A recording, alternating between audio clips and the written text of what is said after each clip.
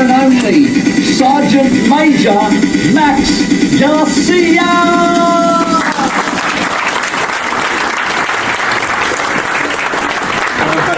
Up, Karen. Swaget. Keli up. Sabiko Danyeva. Thank you all for the warm welcome. You know, as soon as I received the invite to speak here today, I knew for certain that I had to say yes. When I read to the bottom of that invitation, there was something that really caught my eye that made me want to accept it. And I get asked to speak in a lot of places. When I got to the bottom, I saw a little blurb that said, this year's theme is around connection, collaboration, and taking action. And it said because of something along the lines of, because of the challenges and changes that our industry has been going through. And I love those words, take action. And I thought, geez, you know what? This world, we really are in more uncertain times right now than any other time in history, especially your industry. You know, and if you think about it, it started, I think, probably when I moved here in 2019 with the fires, then the floods, then COVID, then Russia, China, Ukraine, and now interest rate rises. Too many things to list. So when I read that, I knew I had to accept. And I'm sure by now, many of you all are wondering what life is going to look like for you in your industry in 2024, 2025. We just heard the brief on artificial intelligence. If you're even going to have a job in 5 years from now, 10 years from now, who knows? Or the same job. Well, I'm here to tell you all that if you will follow me close over the next 30 minutes, if you will take notes, engage with me, I actually want you to interrupt me and ask questions.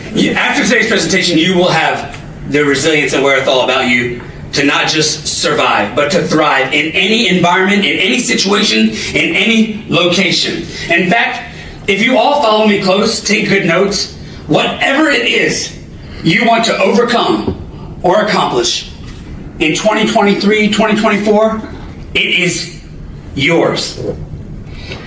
And with that being said, ladies and gentlemen, as previously mentioned, Major Max Garcia hai. If you have a strong why, your strong why will propel you through anything. Your strong why will carry you through the absolute darkest hours, the most terrible difficulty you can imagine if you have a strong why for doing what you're doing. I believe in this so much that I'm going to share with you why I decided to become a motivational speaker and executive coach. I made the decision to become a speaker and a coach because of one specific time period in my life.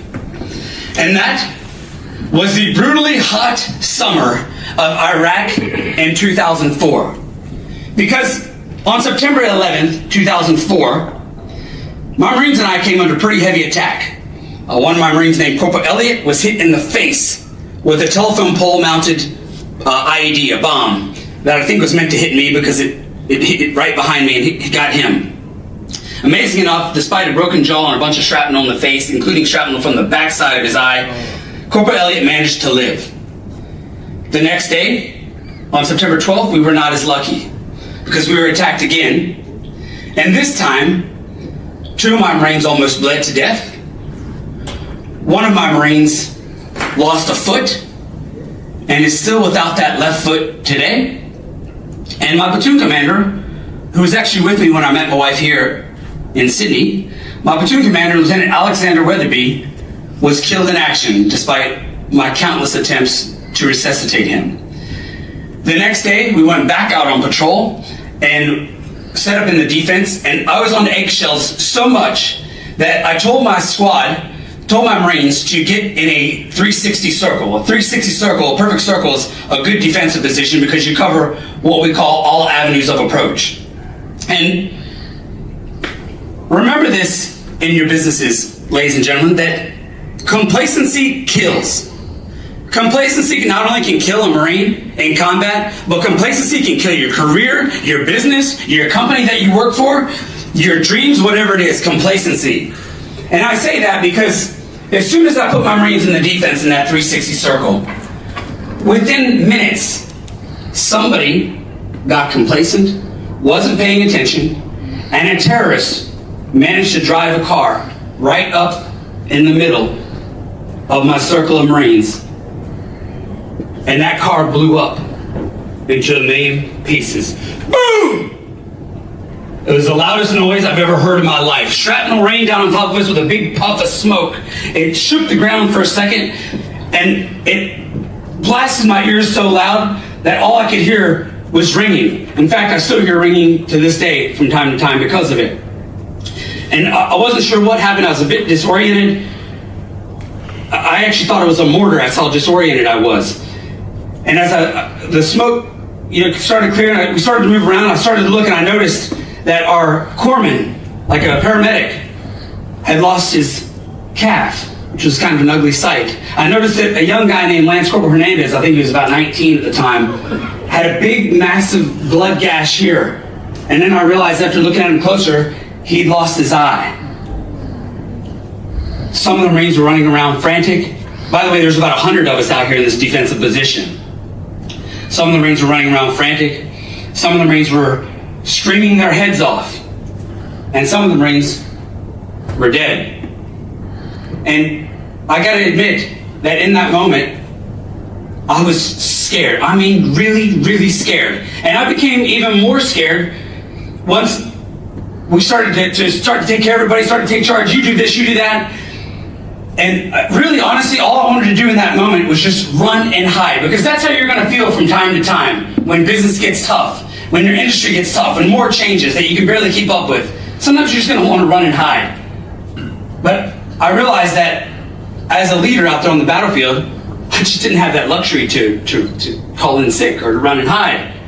And not only that, I knew that those Marines on my left and right were depending on me to take charge and get those who were still alive through the rest of the day. Remember that when you have stress in your business, that your coworkers, your bosses, your companies, your clients that you serve, those you are entrusted to lead, for those of you in leadership positions, they are all depending on you not to freak out.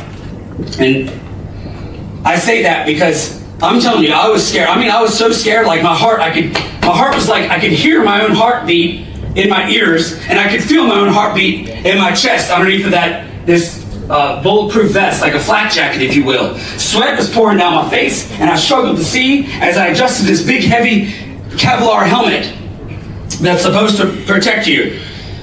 And again, I just wanted to run and hide, but I knew all these Marines were depending on me. So quickly I started to take charge. You do this, you do that. And then, you take care of him. Don't worry about Corporal Saltout. He's already dead. You take care of him instead. And as I started to do that, next thing I know, in the background, I start hearing crack, pop, boom. And I start telling Marines, hey, you get over here. You get up against the hill. You put a machine gun position over there. You do this. And then next thing I know, I feel, and I get yanked to the ground by one of my Marines, Corporal Buckley. And next thing I know, I'm going pop, pop, pop, pop, pop, pop. I'm seeing movement. I'm returning fire. And then that's when I was really scared. I mean, really, really scared. By the time, it felt like hours, but by the time the helicopter came to pick up our wounded, we had so many casualties that we couldn't even fit them all in the helicopter. And ugly sights. And finally we get down to the last casualty to load on the helicopter. The last casualty was happened to be my second in charge. His name was Corporal J.G. Melawat. He was an islander guy from Guam. Great guy. And the reason we put him on the helicopter last, remember this for those of you who are in leadership positions, the reason we put Corporal Melawat on the helicopter last is we have a saying in the Marines: leaders eat last. Leaders receive medical attention last. If there's any kind of gimme, any kind of anything, water, whatever it is, leaders always last. We always first look after those we are entrusted to lead and inspire. And remember that we are there to serve them, not to be served. That's why we put Corporal Melawat on last. Now, Corporal Melawat was very close to me because he was my second in charge. And as I approached him, I could see that he was imprinted deeply in the ground, like how you see on cartoons when the cartoon gets run over by a steamroller or something. And his legs were opposite direction. I could tell both of his legs had been broken from the blast. And he wasn't far from me. He just, fortunately for me, I was on the right side of the vehicle. He was on the left side. Anyways, when I went to pick him up, his legs felt like spaghetti, but he sat up.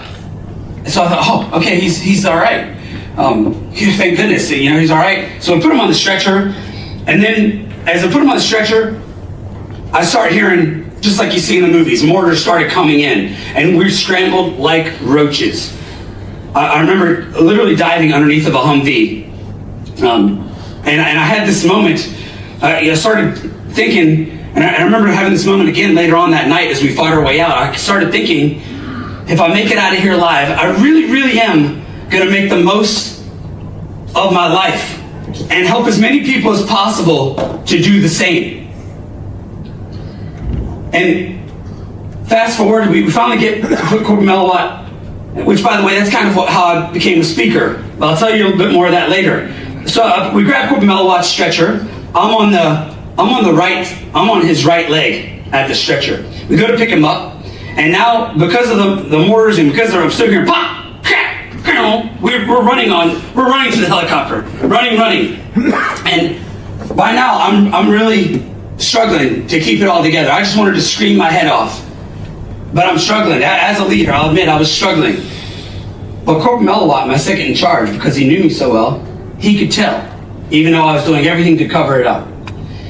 And remember this in your businesses and in your home life. If you overreact, if you freak out, if you lose your cool, then your coworkers are going to lose their cool. Your boss is going to lose their cool. Your clients will lose their cool. Your families are going to freak out. And then nobody's thinking with a clear head, and that is a complete and total recipe for disaster. And Corporal Melawat, he looked up at me like this. He looked up at me, just gave me a little smirk of a smile. He was kind of a smart aleck kind of a guy, really. He gave me kind of a smirk of a smile. And when he did that, it instantly caused me to calm down. So keep this in mind. You overreact, you're going to get a reaction from those you work with, live with, all that stuff.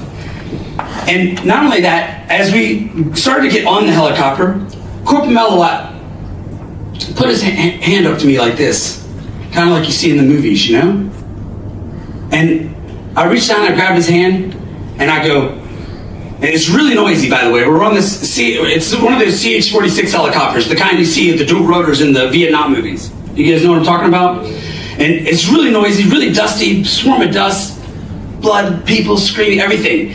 And I go on the helicopter, and I grab his hand back, and I go, Corporal Melawat, it's okay. You're gonna be okay. I hear you just broke both your legs. I'll see you when we get back home. And as I started to say that, the crew chief of that helicopter started yelling at me, get off the helicopter, get off. Because I got in the zone, and when he started to yell, I could hear pop, crack, bang.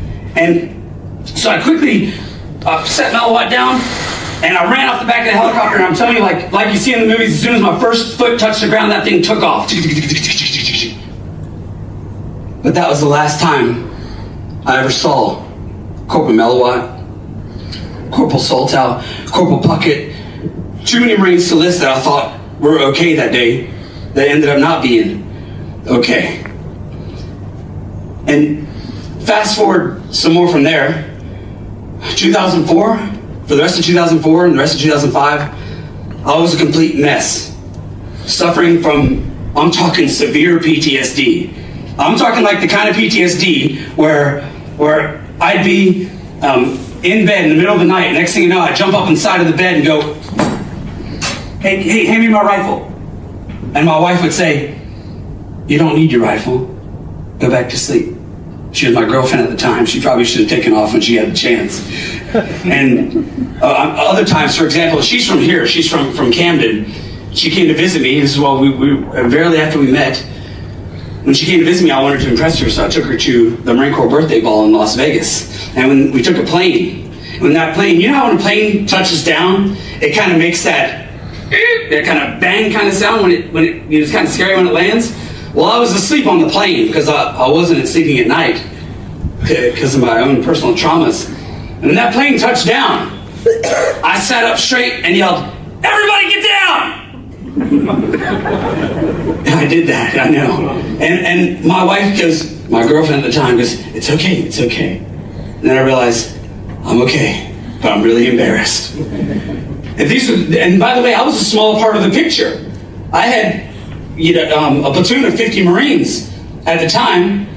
At age 26 years old, I had a platoon of 50 Marines, and these guys were drinking heavily. I'm ashamed to admit this, but they were drinking heavily, abusing prescription drugs, getting into violence. Sergeant Buchanan committed suicide. This is the part I really wanted to tell you all. And this is the part where you want to take notes. This is the secret sauce, if you will. If you do what I'm about to tell you to do, whatever it is you want to overcome or accomplish, 2023, 2024, it is yours. We're going to learn this in 2 steps. I call it the Sergeant Major Garcia Two-Step. It doesn't involve any dancing, sir, don't worry. He was like, oh man, I'm close to this. He was like, step number 1, you must write down your ambitions. We've all heard, just by writing your goals down, you're so many more times likely to achieve success. We've heard this, but yet we don't do it. We'll write a to-do list for everybody else's needs, our boss's needs, our kids' needs, our clients' needs, but we don't write a to-do list for the things that are most important to us in this lifetime. Things we want to do for ourselves, for our families, for our friends, for our employees that we are trusted to lead. We never write it down, then we wonder why year after year goes by and it never happens. Same thing on New Year's Eve every year, right? People go, oh, New Year's resolution this year is going to be different. Mom, I'm going to lose weight, I'm going to join the gym, I'm going to spend more time with the kids, I'm going to take on that dream vacation, invest in that next property, whatever. We say these things on New Year's Eve, but then we don't write them down. And by the time, I don't know, July, August, September rolls around, most people won't even remember what their New Year's resolution was, let alone make any actual progress towards accomplishing it. And there's one reason for that, because they didn't write it down. So step 1, you must write down your ambition. Step number 2, and by the way, I'm giving you the very, very short version before Yogesh tackles me on the stage up here. I'll give you an example. What's your name again, Kimberly? Please meet Kimberly, Max Garcia. I can tell you know what I'm saying, so I'm going to pick on you just a little bit. Imagine, Kimberly, if you were going for a surgery. I'm sure a lot of us here are old enough to have been through some surgeries. I've been through a flood myself. Marines banged me up a little bit. Imagine, though, Kimberly, if you were going in for a surgery and I was the surgeon. Scary thought, right? And I said, Kimberly, I said, my name is Dr. Garcia. I'm going to be performing. That kind of has a nice ringtone to it, I think. And I said, Kimberly, I'm going to be performing your surgery today, and I just want to let you know that we're going to work on this elbow, and I'm going to have to cut you open here. I'm going to cut you open there. I'm going to go in and do this thing I got to do to fix you up. And Kimberly, I want you to know that your health and safety are of the utmost concern to me. And for that reason, Kimberly, I want you to know that I'm going to try my very best to do a good job on your surgery. And hopefully everything turns out okay. Because Kimberly, if everything turns out okay in your surgery, you should live. Okay? Well, if you wouldn't accept that, thank you for that. I see people in the back cracking up. I love you guys back there. Well, if you wouldn't accept that kind of talk from your financial planner that we should all have, if you wouldn't accept that kind of talk from, from your accountant, right? I know I wouldn't accept that kind of talk from my accountant or from your surgeon. Why would you accept that kind of talk from yourself about the things that are most important to you? So to recap, today we learned the utmost importance of having a strong why for what you do, because a strong why will keep you going through the darkest hours, because you'll be focused on the why for your goals. We also learned how to do the Sergeant Major Garcia Two-Step. And I did make you dance, Sunday, but I knew you were scared there for a minute. Step number 1, you must write down your ambitions. Write them down as if they were the most important to-do list of your life. Step number 2, once you've written down those ambitions, never think or speak of them in any other terms other than with the fullest confidence that you will enjoy success. Ladies and gentlemen, it's been a true honor and privilege to speak to such a prestigious crowd at such a prestigious school, Christian, top-rated school on the planet. Thank you all, and God bless.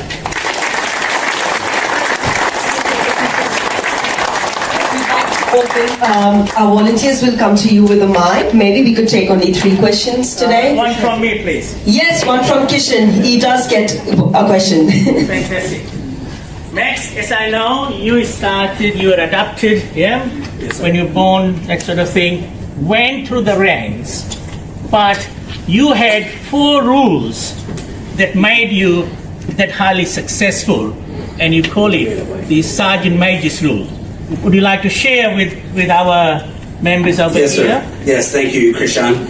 So Christian's had me speak here at the university several times. And so what he's talking about, so yes, ladies and gentlemen, I am American. However, I was actually born in Mexico. I was adopted by 2 U.S. Marines as a baby. I've never actually even met my biological family, except until over Christmas I met my biological mom for the first time. That's another story. But to answer your question, Christian, Sergeant Major's 4 rules for success, especially this is the thing I tell the university students, and this applies to pretty much any business. Rule number 1 is recommend you always mind your personal appearance, because people judge people within seconds of meeting them, compared to what he really likes when I talk to the students about this. And rule number 2, learn your job as quickly as possible. Now, you all are accountants. I assume that you are good at that. However, the gentleman given the brief earlier on artificial intelligence, outstanding. Staying up to abreast with current changes, things like that, so you don't become irrelevant. Cracking if you're a mechanic, I'd say cracking the TM manuals, or for you all, I'm not smart enough to know what your publications are, or whether it's even just watching YouTube videos or Google searching, staying abreast, especially if you're getting ready to go to another place. Most workers, I think, wait to be taught. Rule number 3, always be respectful, because you will come in contact with a boss, a coworker, someone who rubs you the wrong way, and there's a right and wrong way to go about it. If you go about it the wrong way and tell them to go pound sand, then you can't take that bullet back. It's downrange, and it sticks with you. Even when you need them for something later, you need them for a reference or something else. So never ever burn a bridge, always be respectful. And rule number 4, I really highly emphasized to my young Marines and to the young university students. I tell them, mind your conduct on and off duty. Because when you're off duty, there are 1,000,001 ways to ruin your life. Everything from alcohol, drugs, adultery, you name it, whatever it is. I don't need to tell you all that, you're old enough to know, but since Christian answered, those are Garcia's 4 rules for success, Sergeant Major's 4 rules for success. Did that answer your question, Christian? No, much faster. Much shorter version. Thank you for the question. And we all do. The thing is that most people, and this is what I was saying briefly when I was telling you all not to say can't, hope, things like that. Everyone talks to themselves. But the challenge, and here's what weakens our resistance. Most people are thinking more, speaking more about everything that they don't want. And then they wonder why it shows up over and over again. Right? If you think about it, people who complain about being, broke all the time tend to stay broke. People who complain about being sick all the time tend to stay sick. If you think about it, we have, anyone here know how many thoughts we think a day? What it's estimated at? 50,000. 50,000. How did you know that? I read it somewhere. Genius. She's counting. Love it. I tell you what, I'm so good. I have a small gift. It's exactly estimated at 50,000. Thank you for your participation. It's estimated that we think 50,000 thoughts a day. Now, do you all think that the 50,000 thoughts a day, well, whatever the number is, can we at least agree that we think a lot of thoughts? Can we agree on that? Yeah. Now, do you think those 50,000 thoughts a day, do you think they affect your life, your future, your health, your wealth, relationships, your careers? Do you think they affect that, or they have no effect at all? Who says your thoughts affect your life? Put them up. Okay, pretty much everybody. Everybody else, probably don't understand me, my accent. Anyways, yes, of course, your thoughts create your life. They create your future. Remember this, What you think about, you bring about. What you speak about, you bring about. What you focus on expands. So instead of complaining, instead of can't, this, that, whatever it is, think more, speak more about what you want, and you'll be shocked at how often that shows up. I highly recommend using positive affirmations. You know, things such as, every day and every way, I'm getting healthier and wealthier. Every day and every way, my relationship with my wife is getting stronger and stronger. Or whatever it is that's important to you. Now, I realize that's a bit awkward to do at work or at home, but I will tell you this, if you're alone, it will massively change your life quick. Okay, I don't have time to go into subconscious mind. It's a subconscious mind programming thing. You just have to trust me a little bit, okay? You can trust me back there. I'm American, you can trust me.